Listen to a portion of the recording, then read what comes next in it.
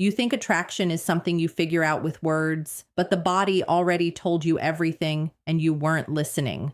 Let that land for a second. You have been in rooms with women who were broadcasting interest at full volume, and you were standing there completely deaf to it. Not because you're stupid, not because you're unlucky, because nobody ever sat you down and taught you the language. Nobody told you what the body says when the voice goes quiet. Nobody explained that the most honest communication a woman ever does in the presence of a man she finds compelling has nothing to do with her words and everything to do with the way she moves, what she reaches for, what she adjusts, what she lets drift toward you without even consciously deciding to. That ends today, because here's the truth, and I need you to sit with this. Most men walk through their entire lives misreading the signals that were always right there. They misinterpret politeness as interest. They mistake disinterest as shyness. They overthink the words and completely ignore the behavior. And the result? They either chase women who are indifferent or they stand frozen in front of women who are genuinely drawn to them, doing absolutely nothing, watching the window close in real time. This channel exists for exactly that reason. If you haven't subscribed yet, do it now. Not for me, for you.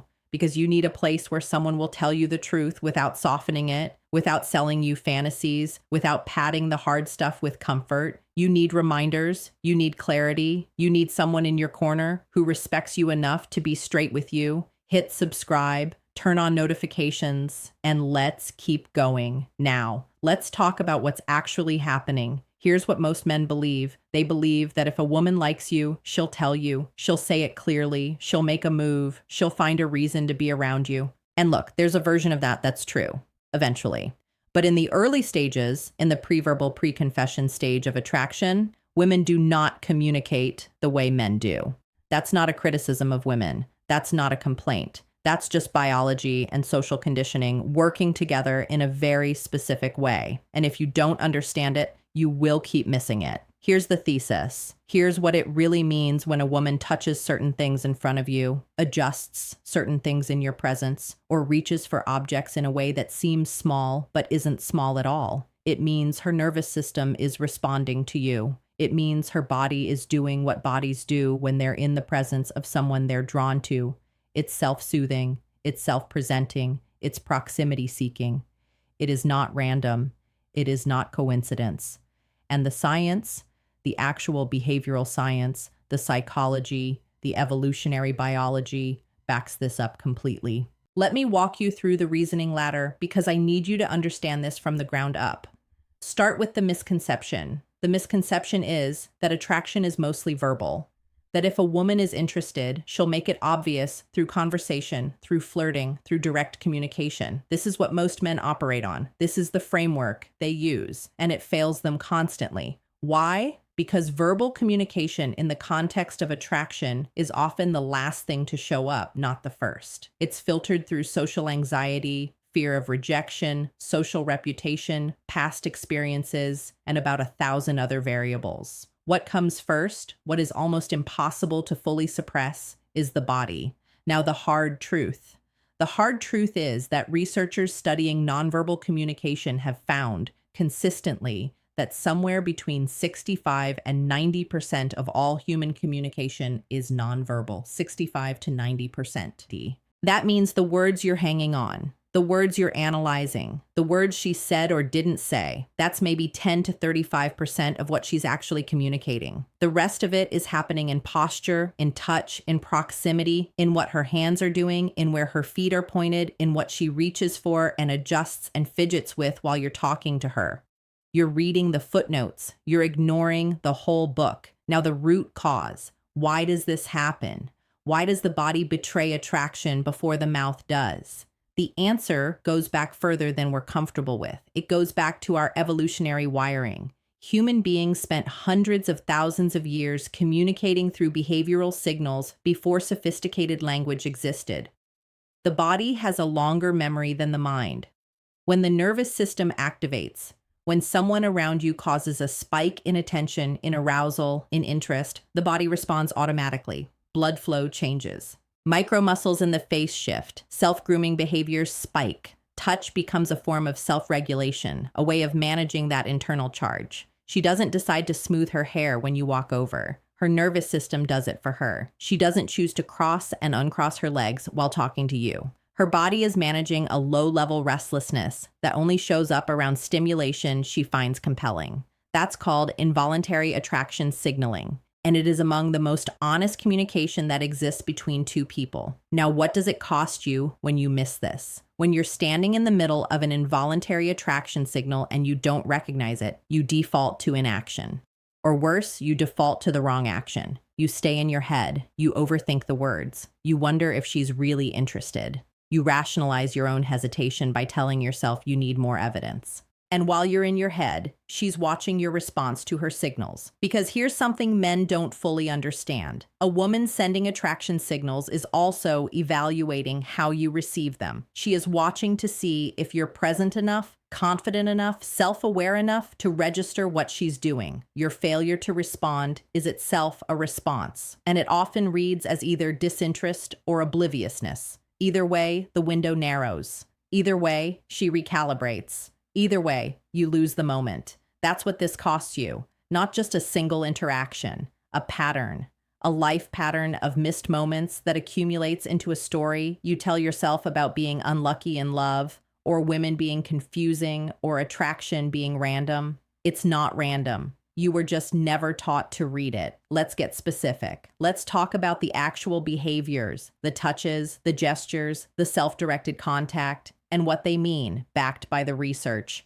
When a woman touches her neck in your presence, she's doing something very specific. The neck is one of the most vulnerable parts of the human body. Evolutionarily, exposing or drawing attention to the neck is a vulnerability display. It signals openness. It says, in a language older than words, I am not guarded around you. Studies in behavioral psychology, including work from body language researchers like Alan Pease and evolutionary psychologists like David Givens, have documented the neck touch and neck exposure as among the most reliable indicators of romantic interest. She isn't scratching an itch. She isn't tired. She is, on some level, her rational mind may not even register, broadcasting availability and comfort.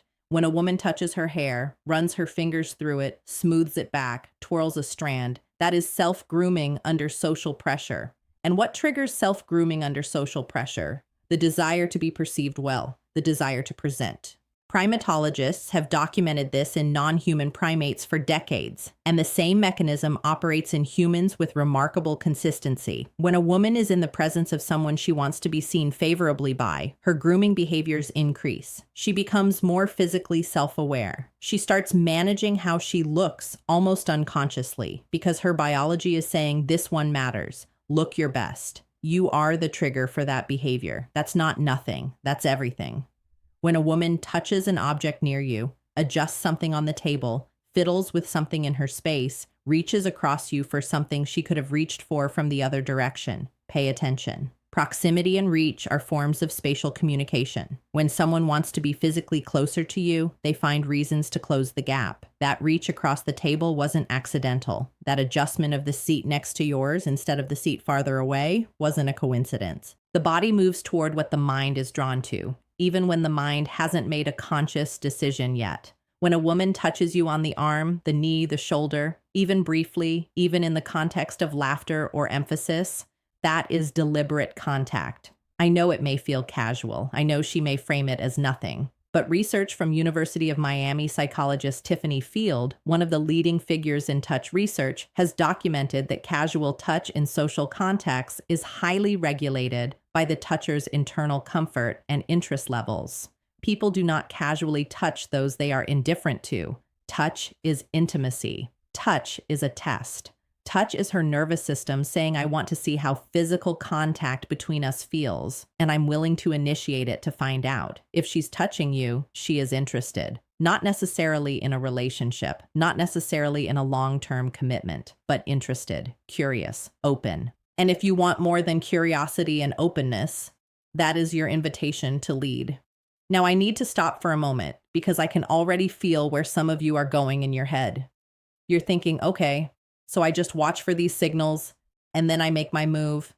And yes, partly, but I want to give you something deeper than a checklist. I want to give you the frame. Because without the right frame, the checklist is useless. Without understanding who you are in this dynamic, the signals mean nothing. Here's the reframe.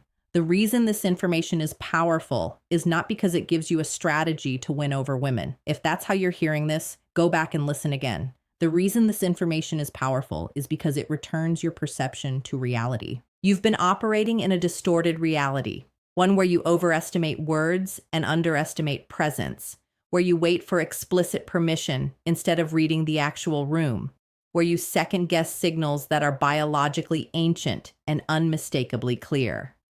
Learning to read attraction signals is not about manipulation. It's about waking up. It's about seeing clearly.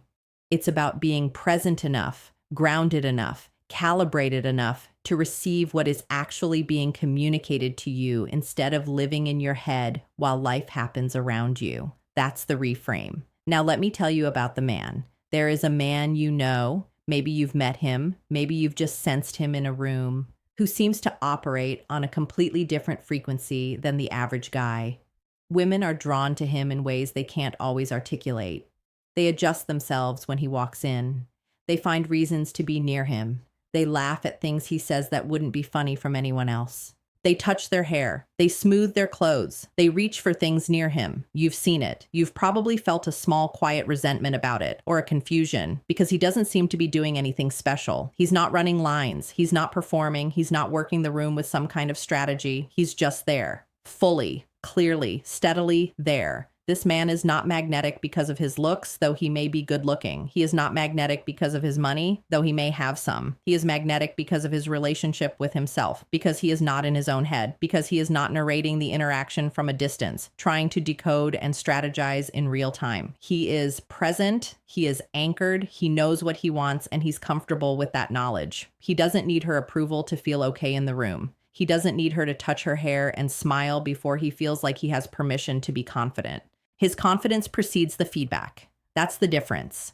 This man has standards, not the performative kind where you pretend not to care, real standards. He has a life he is genuinely invested in. He has direction. He has purpose that he hasn't traded in for the intoxicating distraction of chasing validation from women. When a woman enters his field, she is entering the orbit of someone who already has a gravity, who already has a center, and gravity pulls things toward it. That is not a metaphor. That is literally how attraction physics work. This man reads the room. He's not paranoid, scanning every gesture for confirmation that she likes him. He's relaxed, he's present, but he's also not blind.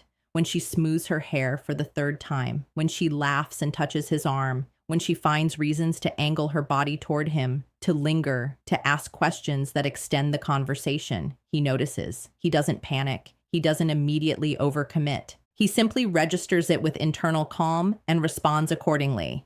He moves toward her with intention. He creates a moment. He makes a decision based on what he wants, not on a frantic attempt to decode whether he has permission to want. This man also has boundaries. He's not available to everyone who gives him a signal. He exercises discernment. He chooses. And because he chooses, because he is not desperate, because he is not running to every open door, the women who do capture his genuine interest feel the weight of that. Being chosen by a man with standards means something. It means she has earned attention from someone who doesn't give it away freely. That is attractive. That is what women mean when they say they want a man who is a challenge.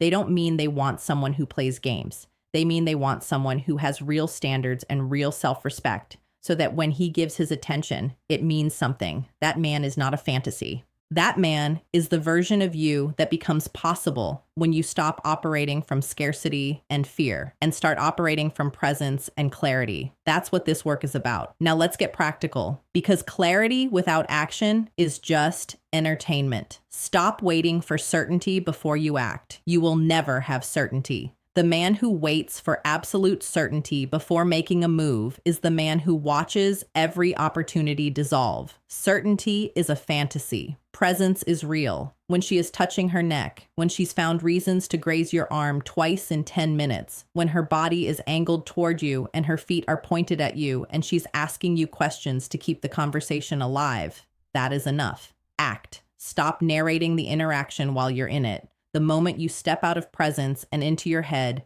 analyzing, second-guessing, strategizing, she feels it. She doesn't know why the energy shifted. She just knows the guy who was there suddenly isn't. Presence is not a technique. Presence is the absence of self-interference. It's being so fully in the moment that your nervous system regulates hers instead of the other way around.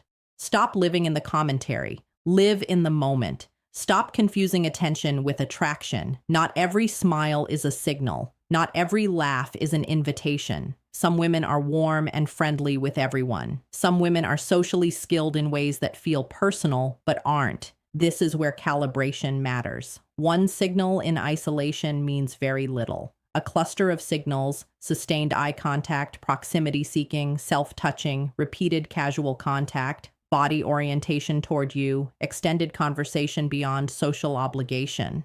That cluster is significant. Don't obsess over single data points. Read the full picture. Stay grounded. Stop making her the center of your universe before she's earned it. This one is critical. One of the biggest mistakes men make, and I say this with respect because most of us have made it, is emotionally investing in a woman before there is any real foundation for that investment. You catch one strong signal, and suddenly you're rearranging your interior world around her. You're thinking about her when you're supposed to be working. You're checking your phone. You're planning conversations. You're building a version of her in your head that is more vivid and satisfying than the actual person, because the actual person is still mostly unknown to you. That's called limerence. That's your brain using a few dopamine hits to construct an entire fantasy relationship with a stranger. It feels like depth. It is not depth.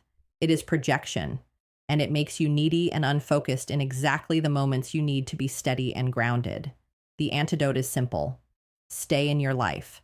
Remain interested in yourself. Let the potential develop at the pace of reality, not the pace of your imagination. Meet her, talk to her, read the signals, act when it's appropriate, but keep the center of your life where it belongs. In you, in your work, in your purpose, in your people. She is an addition to your life, not the answer to it. Stop asking her permission to be confident. This is the deep one. This is the root of so much male paralysis in attraction. You are waiting for her to confirm your worth before you act with full confidence. You're looking at her reaction to you as the evidence for how you should feel about yourself in this moment. You see her touch her hair and smile, and suddenly you feel worthy. You see her look away, and suddenly you feel like you got the whole thing wrong. That's not confidence. That's external validation dressed up as confidence. Real confidence is not responsive to the feedback loop. Real confidence says, I know who I am, whether this goes well or not. I am acting from my values and my standards and my sense of self, and her response will be what it is. That version of confidence, the kind that doesn't need her to touch her hair before it switches on, that version is the one she can actually feel. That is the version that generates those involuntary biological responses in the first place. She doesn't make you confident. Your confidence makes her respond.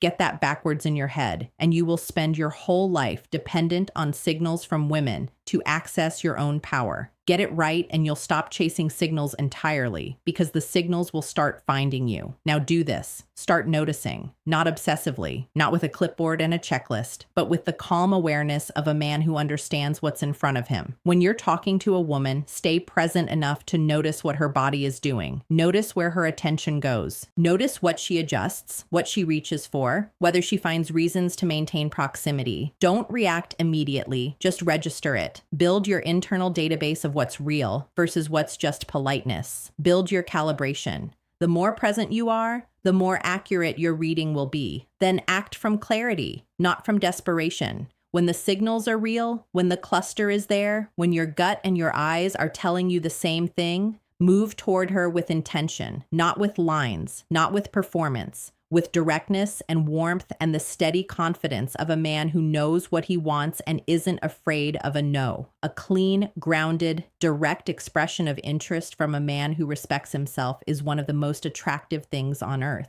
And if she says no, you say thank you, and you respect that, and you move on with your integrity fully intact. That's what a man of real standards does. He doesn't collapse when a door closes. He knows the next one. And stop tolerating ambiguity past its expiration date. This is a big one. Some men spend months in this low-grade, uncertain orbit around a woman, never knowing if she's interested, never asking, never resolving it, just existing in the fog of possibility, because the fog feels safer than a definitive answer. The fog is not safe. The fog is a trap. It keeps you frozen. It keeps you slightly unavailable to everything else. It feeds the fantasy and starves the reality. Give a situation a reasonable timeline. Read the signals. Act. Get clarity. A real answer, yes or no, is infinitely more valuable than infinite maybe. Yes moves things forward. No sets you free. Maybe just keeps you in a holding pattern, burning fuel you could be using elsewhere. You deserve clarity. Stop tolerating anything less. Let me bring this home, because I need you to really hear this part. You are not someone who needs to decode every interaction to figure out if you're worthy of being liked. You are not a detective trying to solve the mystery of whether you have value. You are not a man in debt to the universe, trying to earn enough signals and enough green lights before you feel justified in taking up space and leading with confidence. You are the variable. You are the one whose presence either sharpens the room or dulls it. You are the one whose attention means something because you've made it selective and purposeful. You are the one whose internal state, your groundedness, your self-respect, your genuine investment in your own life, creates the energetic environment that triggers all of those beautiful, involuntary, biologically ancient signals in the first place. She touches her neck when you walk in because something in her nervous system recognized something in yours. Something that said, this one is different. This one is here. This one is not rattled, not performing, not waiting for permission to exist fully. And that quality of being fully present in your own skin is not a trick. It is not a technique. It cannot be faked for very long. It has to be built. It has to be lived. It has to be the actual truth of who you are on an ordinary Tuesday when no one is watching and there's nothing to perform. Build that man. Live as that man. Become so fully that man that the signals stop being something you hunt for and start being something you simply notice on the way to living your life. Because here's the final truth. The man who understands attraction at the level we've been talking about today doesn't chase women. He doesn't obsess over signals. He doesn't live in his head decoding and second-guessing. He lives fully, purposefully, with his own fire lit. And women in his presence feel something they can't always name. A pull toward him that starts in the body before the mind catches up, that triggers the hair touch and the neck caress and the lean in and the arm graze. That says to some ancient part of their nervous system, this is someone worth drawing closer to. That pull doesn't require anything from him except that he be exactly, completely, unapologetically himself. You have always been that person. You've just been standing slightly to the side of it, waiting for confirmation that you were allowed in. You are allowed in. You were always allowed in. The door was never locked. It was just waiting for you to walk through it like you belonged there. Because you do. That is who you are. That is who you're returning to. Not becoming, returning. Because this version of you isn't new. It was just buried under years of second guessing and misreading and waiting for signals that were already there, in rooms you were already standing in, next to people who were already trying to tell you, now you know the language. Now you can hear it. If this hit something real for you today, if something in here shifted or clarified or confirmed what you already knew on some level, subscribe to this channel, because there is more. There is so much more. We go deeper on self-respect, on standards, on attraction, on masculine identity, on what it actually takes to build a life you're proud of. None of it is comfortable. All of it is necessary. And every single video is made for the version of you that is done with confusion and ready for clarity. Hit subscribe, turn on notifications, and know this, you are not here alone. There is a community of men who found this channel exactly the way you did, at exactly the moment they needed it, and who are doing the same work you are doing right now, reclaiming their perception, reclaiming their presence, reclaiming themselves. Welcome back. Let's go.